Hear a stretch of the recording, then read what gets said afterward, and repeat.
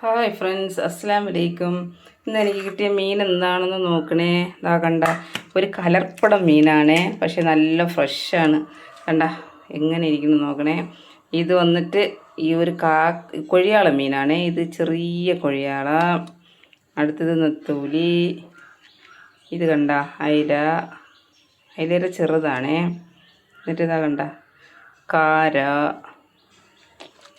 അടുത്ത് ചാള മീനുണ്ട്. ഇത് ചാളയല്ലേ, ഇത് ചാളയാണേ. എല്ലാം കൂടെ കലർപ്പടമാണേ. പിന്നെ ഒരു കാക്ക കൊത്തിക്കായ എന്നൊരു സാധനം ഇതിലുണ്ട്. അതിപ്പോൾ നോക്കിയപ്പം കാണുന്നില്ല. ഇത് കാക്ക കൊത്തിക്കാരയാണേ.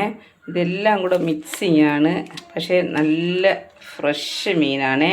ഇത് ഇത്രയും മീൻ 50 രൂപയാണ്. അപ്പോൾ ഇന്ന് രാവിലെ എനിക്കൊരു ഉഴുന്ന് വടയുടെ ഓർഡർ കിട്ടി.